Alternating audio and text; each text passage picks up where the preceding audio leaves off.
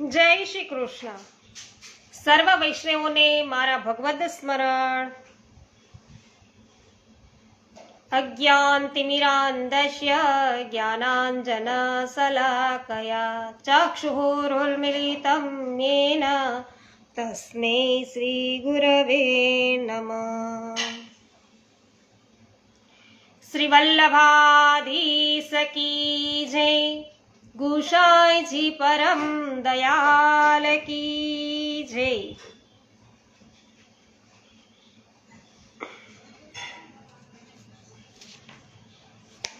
વલ્લભ આખ્યાન અને છઠ્ઠા આખ્યાનની અંદર વૈષ્ણવો આપણે પ્રવેશ કરી ચૂક્યા છીએ.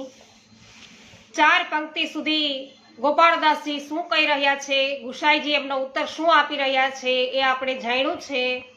અને હવે આજે 5મી, 6ઠ્ઠી અને 7મી પંક્તિની અંદર ગોપાળદાસજી શું કહે છે એ જાણીએ. તો વૈષ્ણવો, આ છઠ્ઠું વલ્લભ આખ્યાન એટલે સાક્ષાત શ્રી ગુસાઈજીનું હૃદય. અને એ છઠ્ઠા વલ્લભ આખ્યાનનું આપણે રસપાન કરી રહ્યા છીએ. મનીષાબેન જય શ્રી કૃષ્ણ, ગિરીશભાઈ જય શ્રી કૃષ્ણ, ભાવનાબેન જય શ્રી કૃષ્ણ, નૂતનબેન જય શ્રી કૃષ્ણ, જ્યાર વડાલિયા જય શ્રી કૃષ્ણ. સર્વ વૈષ્ણવોનું હાર્દિક સ્વાગત છે વલ્લભ આખ્યાનના લાઈવ વાંચનમાં. હવે ગોપાળદાસજી આગળ કહે છે કે વાસર નિર્વાહ એમ કરે સખી સાયંકાળે પેખેજી અલક મુખ ખુર રજ લાગી તે કમલ ભ્રમર વિશેખેજી. ગોપ બાલક મંડળી મધ્ય રંગ અનેક ઉપજાવેજી મત ગજ ગતિ મલપતા તે શ્રી ગોકુલમાં આવેજી. લોચન ભૃંગ પીએ ઘણું તે પ્રકટ મુખ મકરંદજી કમલપત્ર સિંહ આખડી તે જોઈ જોઈ ટાળ્યો દ્વંદ્વજી. આમ 5મી, 6ઠ્ઠી અને 7મી કડી ગોપાળદાસજી ગાય છે અને કે છે શું આખો દિવસ ગોપીઓએ પ્રતીક્ષા કરી કે ક્યારે સાયંકાળ થાય, અમારા પ્રિયતમ પધારે અને અમને દર્શન થાય. જ્યાં પ્રભુ પધાર્યા ત્યાં પ્રભુના દર્શન કેવા થયા? પ્રભુ ચાલતા ચાલતા પધારે છે ત્યારે ગાયોના ચાલવાના કારણે પીળી પીળી રજ છે ઠાકોરજીના આખા શ્રી અંગ ઉપર લાગી ગઈ છે. પ્રભુ છે તો શ્યામ વર્ણ, પણ આજે પાંડુ રંગના છે એ લાગી રહ્યા છે. જ્યાં શ્રી ઠાકોરજીએ ગોપીઓ તરફ દ્રષ્ટિ કરવા મુખ ફેરવ્યું તો એમના ઘૂઘરવાળા કેશોની લટો એમના મુખ ઉપર આવી ગઈ. એ જોતા ગોપીઓને લાગ્યું કે શ્રી ઠાકોરજી મુખ તો પિત્ત વર્ણનું રસ ભરેલું સુંદર કમળ છે. આવું સુંદર કમળ જોઈ અને ભ્રમર એની ઉપર મંડરાય છે અને કેશની શ્યામ લટો છે એ ભ્રમર જેવી લાગે છે. ભ્રમર જાણે કમળના રસનું છે એ પાન કરી રહ્યો છે. અને ઠાકોરજી પોતાના શ્રી હસ્તથી એ લટો છે એને હટાવે છે, પણ પાછી એ મુખ ઉપર આવી જાય છે. માટે ગોપીઓ એને કુટિલ કુંતલ કહે છે. ગોપીઓને પ્રભુના દર્શન આ રજને કારણે અને આ લટોના કારણે બરાબર થતા નથી. તેથી જે લટો છે એને કપટી કહે છે. કારણ પ્રભુના મુખારવિંદ ઉપર જ્યાં દ્રષ્ટિ કરીએ ત્યાં પહેલા એ લટો આવી જાય છે અને મુખને ઢાંકી દે છે. લાલજીભાઈ, ભૂમિબેન, મહેશભાઈ, સરલાબેન, તરુણાબેન, પરસોત્તમભાઈ, સર્વ વૈષ્ણવોને મારા જય શ્રી કૃષ્ણ. સર્વનું હાર્દિક સ્વાગત છે. પ્રભુ ગોપ બાળકોની મધ્યમાં છે. આ ગોપ દિવસે સખા રૂપે છે અને રાત્રિએ શું છે? રાત્રિ લીલામાં સખી રૂપ છે. એમની સાથે આવી રહેલા ઠાકોરજી એમને અનેક રસનું દાન છે કરી રહ્યા છે. એ રીતે લીલા કરતા મત ગજ ગતિ મલકતા તે શ્રી ગોકુળમાં આવે છે જેમ કોઈ ગજરાજ મસ્ત ગતિથી પોતાના ઝુંડની અંદર ચાલી રહ્યો હોય એવી ચાલે પ્રભુ છે પધારી રહ્યા છે. ગોપીઓની વચ્ચેથી પધારે છે ત્યારે લાગે છે કે ગોપીઓના લોચન રૂપી ભ્રમરો પ્રભુના મુખ કમળના દર્શન છે કરે છે. પ્રભુના મુખ કમળને જોઈ ગોપીઓના નેત્રો છે ભ્રમર બન્યા છે.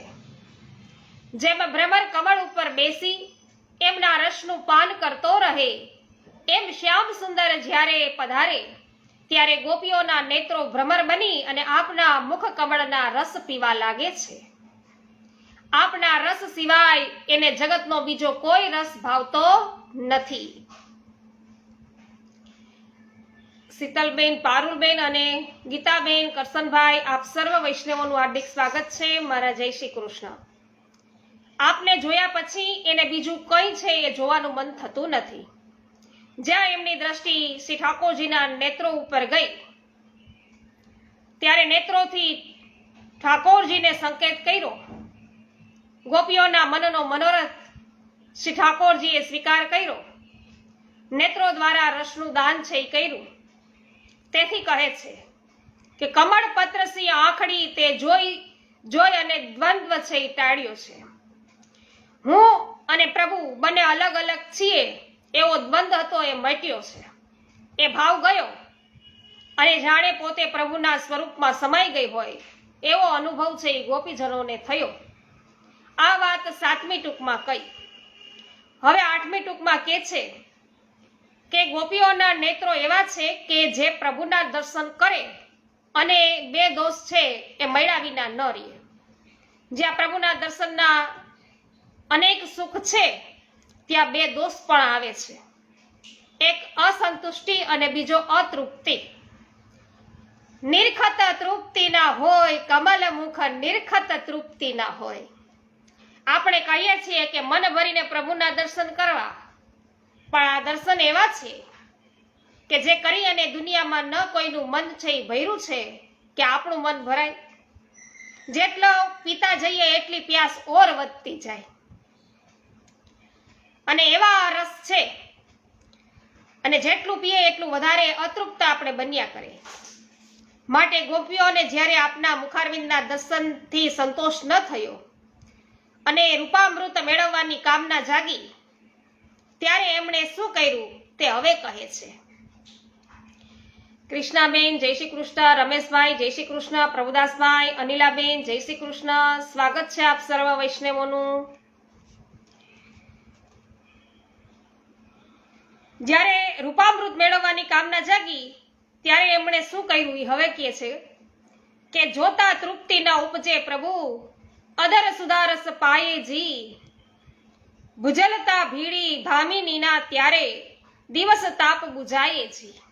જ્યારે દર્શન કરીને ગોપીજનોને સુખ ન થયું ત્યારે નેત્રો દ્વારા પ્રભુને પૂછ્યું કે કૃપાનાથ એક પ્રશ્નનો જવાબ આપશો? પૂછો. પ્રભુએ કહ્યું. પ્રભુ જેઠ મહિનાની સખત ગરમીમાં કોઈ વ્યક્તિ એના ઘરમાં બેઠી હોય અને ગરમીમાં બહુ તપતી હોય ત્યાં જ બીજો માણસ આવીને એના ઘરમાં આગ લગાવી દે તો એ અપરાધ કહેવાય કે ના કહેવાય? બહુ મોટો અપરાધ કહેવાય. ભગવાને એવું કીધું. પણ જો પછી એને દયા આવે અને પાણી છાંટી અને અગ્નિને હુલાવવા લાગે તો પછી એનો અપરાધ દૂર થયો કહેવાય. પ્રભુ આવો અપરાધ આપ કરો છો? મેં વળી ક્યારે આવું કર્યું?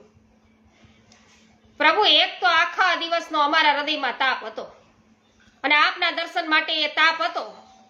હવે જ્યારે આપની દ્રષ્ટિ અમારા ઉપર પડે ત્યારે એ દ્રષ્ટિમાં વિષ પણ છે અને આસવ પણ છે. અને આસવનું દર્શન જ્યારે કરાવો ત્યારે એવા મત બની જઈએ છીએ કે ભાન પણ અમને ન રહે અને જ્યારે વિષના દર્શન કરાવો ત્યારે અમે જીવી પણ ના શકીએ.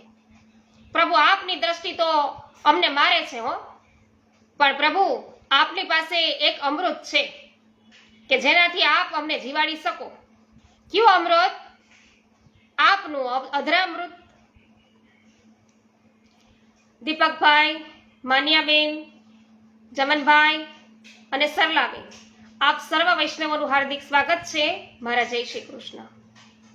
હા, 6ઠું વ્યાખ્યાન છે શ્રી ગુસાઈજીનું સાક્ષાત હૃદય.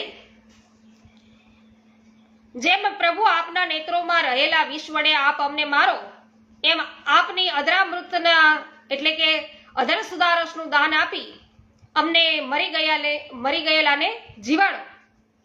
તેથી અમને લાગશે કે આગ છે એ લગાડીને જેમ પેલી વ્યક્તિ પાણી છાંટીને અપરાધમાંથી મુક્ત થાય, એમ કૃપા કરો પ્રભુ. આપના નેત્ર દ્વારા જે વિરહની આગ લાગી છે ને, તો હવે આપ અધરામૃતનું સિંચન કરી અને આ આગને દૂર કરો, તાપનું શમન કરો. ગોપીજનોનો છે આ પ્રકારનો પ્રભુ પ્રત્યેનો પ્રેમ જોવા મળે છે. તો ગોપીજનોની આ વિનંતીથી ભગવાન એમને હૃદયથી લગાવી અને એમના તાપનું શમન કરે છે. અને આગળ 9મી અને 10મી કડીમાં હવે કે છે, વલ્લભભાઈ જય શ્રી કૃષ્ણ, સ્વાગત છે આપનું પણ. કવિતાબેન જય શ્રી કૃષ્ણ, આપનું પણ હાર્દિક સ્વાગત છે. દીપકભાઈ સ્વાગત છે, જય શ્રી કૃષ્ણ. શું કે છે 9મી કડીમાં કે પૂર્ણ સુખ દઈ ગોષ્ઠમાં પ્રભુ આઘેરા પાઉં ધારે છે, યશોમતી લઈ ભામણા સુતને રાયલોણ ઉતારે છે. અને 10મી પંક્તિમાં એમ કે છે કે વસ્ત્રાંચલ ખુર રજ પહોંચીને રૂપ સકલ નિહાળે છે. યશોદા માતા જે વસ્ત્ર ધારણ કર્યા છે એનાથી મુખ છે પહોંચી રહ્યા છે, અને પછી પ્રભુનું મુખ છે નિરખી રહ્યા છે. ઊભી થાય રોમાવલી કર કોમળ અંગ સંભાળે છે. આ આખ્યાનમાં બાળ લીલા અને કિશોર લીલા બંનેનો અદ્ભુત સમન્વય કરેલો છે. કહે છે કે ગોપીજનોના જે મનોરથ હતા તે બધા પૂર્ણ કરીને પધાર્યા પ્રભુ. આ કિશોર લીલા અને યશોદા મૈયા ક્યારના દ્વાર ઉપર ઊભા પ્રતીક્ષા કરી રહ્યા છે કે મારો લાલો નાનો છે, આજે એને આવતા મોડું કેમ થયું હશે, ક્યાં રોકાઈ ગયો હશે, કોઈ અનિષ્ટ તો નહીં થયું હોય ને, કોઈ તકલીફ તો નહીં પડી હોય. અહીં ભગવાન છે ગોપીઓના મનોરથ પૂર્ણ કરી રહ્યા છે, અને યશોદા મૈયા તો પોતાના લાલની ચિંતા કરે છે. આ બાળ લીલા. તો યશોદા મૈયા અનેક તર્ક વિતર્ક કરી રહ્યા છે. એટલામાં ભગવાનને દ્વાર પર જોયા, તરત લાલાની આરતી ઉતારી રાયલોણ છે કર્યા. અને આ છે ઠાકોરજીની સંધ્યા આરતી. માતાને થાય કે પ્રભુ ક્યાંથી પધાર્યા હશે અને કોની દ્રષ્ટિ એના ઉપર પડી હશે. આ દ્રષ્ટિ દોષ નિવારવા માટે યશોદા મૈયા પ્રભુની આરતી ઉતારે છે. મુકેશભાઈ જય શ્રી કૃષ્ણ, રેખાબેન જય શ્રી કૃષ્ણ, સુરેશભાઈ જય શ્રી કૃષ્ણ, સ્વાગત છે આપ સર્વ વૈષ્ણવોનું. માટે જ પુષ્ટિ માર્ગમાં આરતી લેવાની નથી. શું પુષ્ટિ માર્ગમાં આરતી લેવાતી નથી? મર્યાદા માર્ગમાં દેવની આરતી થાય છે એ અર્ચના સ્વરૂપે થાય, પણ આપણે ત્યાં નંદાલયની ભાવના પ્રમાણે એ આરતી દ્રષ્ટિ દોષના નિવારણ માટે થાય છે. અને મંગળા આરતી થાય તે મૈયાને લાગે કે રાત્રિના સમયે ભગવાન નિકુંજમાં પધાર્યા, તો નિકુંજમાં પધાર્યા હશે અને ક્યાં ગોપીજનોને એમના ઉપર એમની દ્રષ્ટિ છે એ પ્રભુ ઉપર પડી હશે. એ દ્રષ્ટિ દોષના નિવારણ માટે આરતી ઉતારે.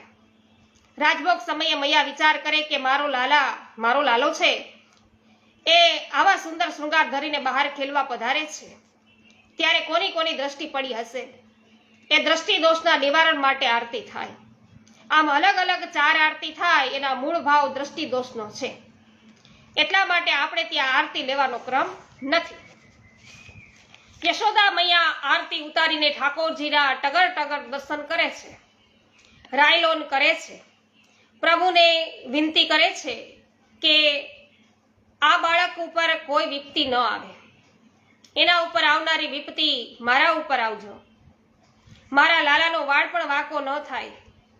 પ્રભુને નિરખતા જોયું કે પ્રભુના શ્રી અંગ ઉપર રજ લાગેલી છે. એ જોઈ અને મૈયાથી ન રહેવાયું અને પોતાના સાડીના પાલવથી પ્રભુના મુખ ઉપર લાગેલી રજ છે પોછવા લાગ્યા.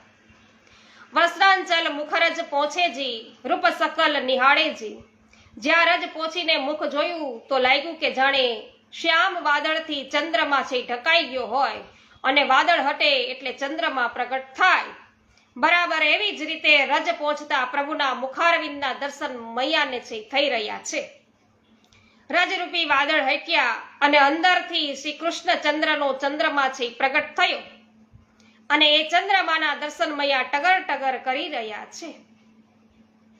દર્શન કરતાની સાથે મૈયાની રોમાવલી ઊભી થઈ ગઈ.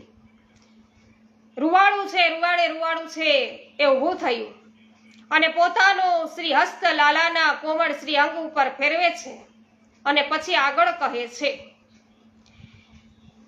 ઉષાબેન જય શ્રી કૃષ્ણ, રંજનબેન જય શ્રી કૃષ્ણ, સ્વાગત છે આપ સર્વ વૈષ્ણવોનું.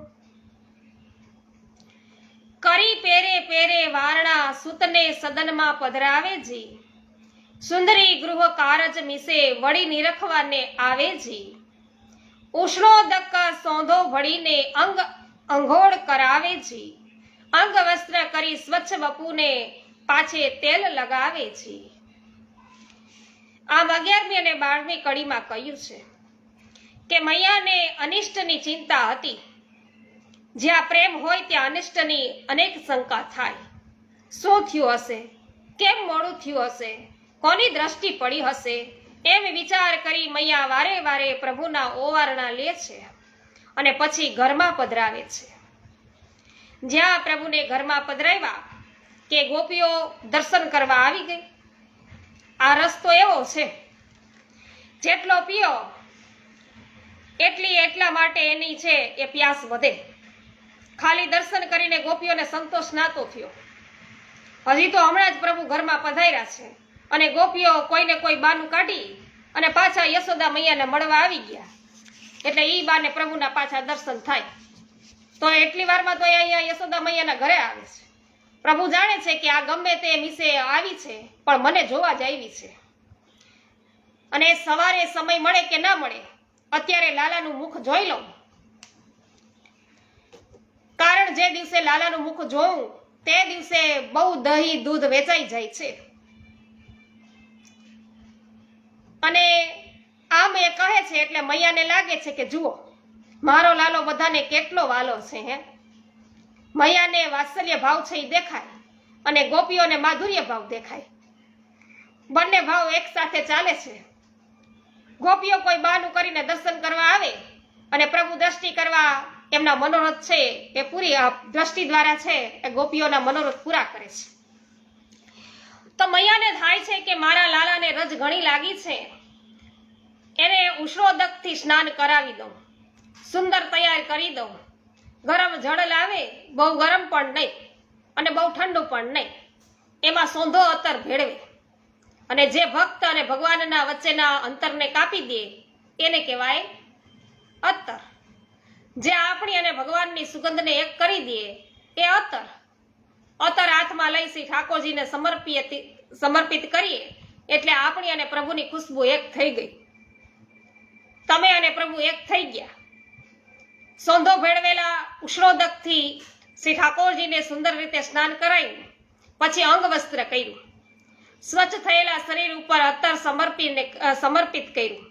ત્યાર પછી ઠાકોરજીના સેવા શૃંગાર કર્યા કે ઠાકોરજીને થયું કે આવા સુંદર શૃંગાર થયા છે, જલ્દી જઈને ગોપીઓને બતાવી આવું. આમ પ્રભુ વિચારે છે. અને હવે 13મી કડીમાં શું કે અનેક સુગંધ વસનને ભૂષણ ફૂલ અંબોડે ફાવે જી, ઠણ ઠણ તો વાલો લાડકડો તે ભોજન શાળાએ આવે જી. વાહ ભાઈ વાહ. સુંદર વસ્ત્રો, સુંદર શૃંગાર ધરાવ્યા, પછી મૈયાએ કેશનો અંબોળો બાંધેલો. તો શું કેશનો અંબોળો બાંધીને તેમાં રંગબેરંગી પુષ્પો ખોસી દીધા. ઠાકોરજી ભાગતા ભાગતા ગોપીઓ પાસે જઈ અને એવી સુંદર મુદ્રામાં ઉભા રહ્યા અને કહે છે કે જુઓ હું કેવો સુંદર લાગુ છું. ત્યાં જ મૈયા આવ્યા, લાલા મેં આજે તને ભાવતી બધી સુંદર સામગ્રી સિદ્ધ કરી છે, ભોજન કરવા ચાલ. પ્રભુનો હાથ પકડી અને ભોજનશાળામાં લઈ ગયા યશોદાજી. ભોજનશાળામાં આવીને પાટલા ઉપર બિરાજમાન થયા અને કહે છે કે અરે મૈયા આટલી બધી સામગ્રી, આ તો મને બહુ ભાવે. આજે તે મારી બધી ભાવતી વસ્તુઓ બનાવી છે, આજે ભોજનનો બહુ આનંદ આવશે. જ્યાં પ્રભુને આમ કહેતા સાંભળ્યા કે ગોપાળદાસજીને ખડખડાટ હસવું આવી ગયું. કે છે કે પ્રભુ આપ મૈયાનું મન રાખવા માટે આવું કહો છો. આ બધી વસ્તુઓ મને ભાવે છે, પણ હું જાણું છું કે આપને દુનિયામાં કાંઈ ભાવે છે તો એક જ વસ્તુ ભાવે છે. શું ભાવે છે પ્રભુને? પ્રભુ પૂછે છે. એના જવાબમાં કહે છે શું કે ગોપાળદાસજી કે રાધા અધર સુધા પિયુને બીજું તે કંઈ નવું ભાવે જી. પ્રાતઃ પધારે ને નિશાએ આવે વહેલો પ્રીત નવી ઉપજાવે છે. રાધા નામ છે ને ગુણગાની લાગે. તો પ્રભુ આપ ભોગતા છો, પણ માત્ર એક જ રસના ભોગતા છો. આપને રાધા અધર સુધા વિના બીજું કંઈ નવું ભાવે છે. હે પ્રભુ, આપને રાધા અધર સુધા રસ વિના બીજું કંઈ ભાવતું નથી. આપ એના ભોગતા છો. એકવાર પ્રભુએ શ્રીદામાને કહ્યું કે શ્રીદામા, તું મારો અતરંગ સખો છે અને તેથી હું તને મારા મનની વાત કરું છું કે મારા જીવનનો કોઈ આધાર છે તો રાધા છે. મારા કોઈ પ્રાણ છે તો એ રાધા છે. શ્રીદામા, તને શું બતાવું? મારા નયનનો શૃંગાર કોઈ છે તો એ રાધા છે. મારા જન્મનું કોઈ ફળ છે તો એ રાધા છે. મારા મસ્તકનું ભૂષણ કોઈ છે તો એ રાધા છે. પ્રભુ રાધાજી ને કહે છે કે મારા મસ્તક ઉપર રહેલા રત્નજડિત મુંગટથી મારા મસ્તકની શોભા નથી. આ સુંદર શૃંગારથી પણ મારા મસ્તકની શોભા નથી. રાજાજી પૂછે છે, તો પ્રભુ એ શોભા શાનાથી છે?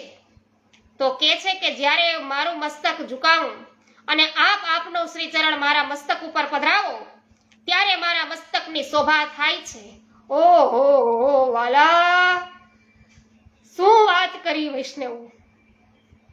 અહીંયા રાજાજીનું મહત્વ શું છે એ સમજાય આવે વૈષ્ણવ.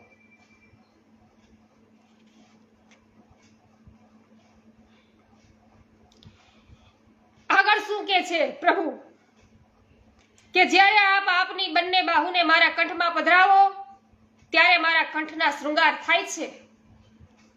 આપ મીઠા મીઠા શબ્દ બોલો, એ શબ્દો મારા કાનમાં પડે તો મારા સાચા કુંડળ એ શબ્દો છે. જ્યારે આપના શ્રી અંગથી સુગંધ મારી નાસિકામાં જાય એ મારી નાસિકાનું ભૂષણ બને છે. જ્યારે આપ મને બોલાવો અને આપને મળવા માટે મારા ચરણ ચાલે તે મારા ચરણના શૃંગાર છે. રાધા રાણી, આપના વિના હું અધૂરો છું, અધૂરો. હું કાંઈ આરોગું છું તો આપનું અધરામૃત જ આરોગું છું. એ સિવાય મને બીજું કંઈ ભાવતું નથી. મીઠે રસ સે ભરોરી રાધા રાની લાગે, રાધા રાની લાગે. એટલા માટે જ્યારે રાજભોગ આવે, જે ભોગ સ્વામિનીજીના ભાવનો છે તેમાં તુલસી પત્ર પધરાવાય છે અને શંખોદક થાય છે. સમજાઈ ગયું વૈષ્ણવો? તો આ શંખોદક શું છે?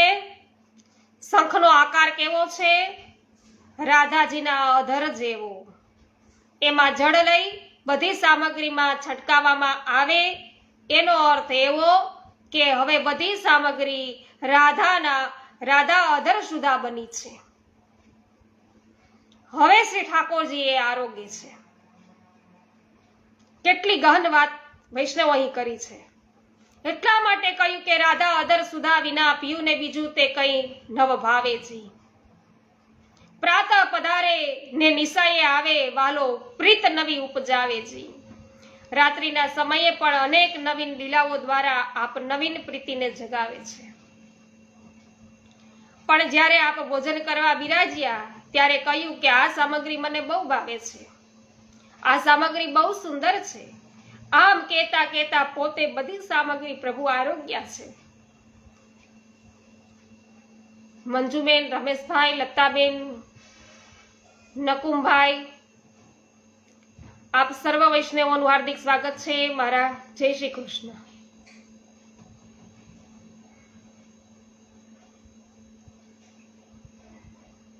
કૃષ્ણાબેન જય શ્રી કૃષ્ણ.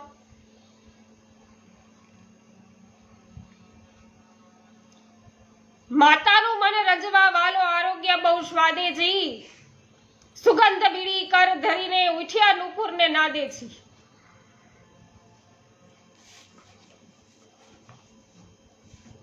શું કે છે હવે 15મી કડીની અંદર કે શ્રી ઠાકોરજી બધી સામગ્રી છે એ પ્રશંસા કરતા કરતા આરોગ્ય.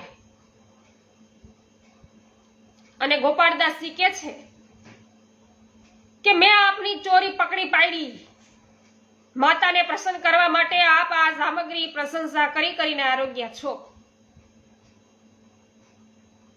આજે પ્રભુને આવવામાં અવેર થઈ છે. સ્વામિનીજી સૈયા મંદિરમાં પ્રભુની પ્રતીક્ષા કરી રહ્યા છે. પ્રભુ આખા દિવસનો તાપ છે, આપ ક્યારે પધારશો? આજે આપ મોડા પધાર્યા ને વળી સખીઓ પાછી આપને મળવા આવી ગઈ, વધુ અવેર કરાવી ગઈ. આજે મૈયાએ એટલી બધી સામગ્રી સિદ્ધ કરી છે કે આપને આરોગતા પણ વાર લાગી છે. જ્યાં આપ તાપ સહન ન કરી શક્યા, શ્રી ઠાકોરજીને સંકેત કર્યા, પણ શ્રી ઠાકોરજી સમજતા નથી. પ્રભુ ભોજન કરી રહ્યા, મૈયા આચમન કરાવીને બીડા હાથમાં આપે એટલામાં તો શ્રી સ્વામિનીજીને લાગ્યું કે આમને આમ રહીશ તો પ્રભુ સાંભળશે નહીં.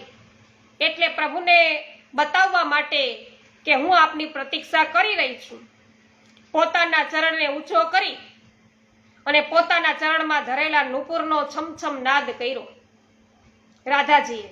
અને તરત પ્રભુ ચોંક્યા, અરે સ્વામિનીજી પધારી ચૂક્યા છે, અવેર થઈ ગઈ છે, આપ નારાજ થઈ જશે.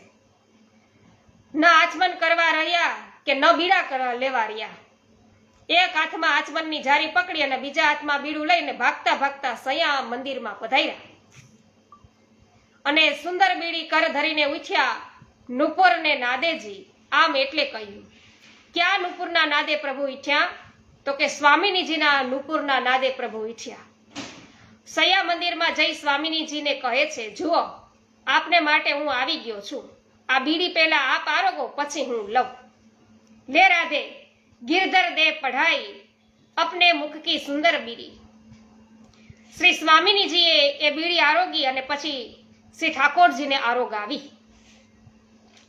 વૈષ્ણવો હવે 16 અને 17મી પંક્તિની અંદર શું કે છે આવતીકાલે જોશું, કારણ કે કંઠમાં અત્યારે થોડોક રૂંધાઈ ગયો છે, પીડા થવા લાગી. આ આખ્યાન છે એટલે સુંદર કે હૃદય ભરાઈ આવે. સુંદર વ્રજ ભક્તોનો પ્રેમ છે એ પ્રગટ થાય છે, પ્રગટ સ્નેહ છે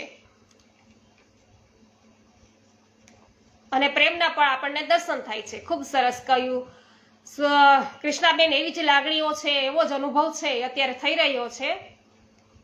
હિનાબેન જય શ્રી કૃષ્ણ, ગોપાલભાઈ જય શ્રી કૃષ્ણ, ભૂપેન્દ્રભાઈ જય શ્રી કૃષ્ણ, સર્વ વૈષ્ણવોને જય શ્રી કૃષ્ણ, સર્વનું સ્વાગત. આવતીકાલે સાથે મળી અને આગળ છે ગોપાળદાસજી શું કહી રહ્યા છે 16મી અને 17મી પંક્તિમાં એ સાથે જાણીશું. ત્યાં સુધી બધા જ વૈષ્ણવોથી વિદાય લઈએ. બોલો શ્રી વલ્લભાધીશ કી જય, કુશાયજી પરમ દયાલ કી જય.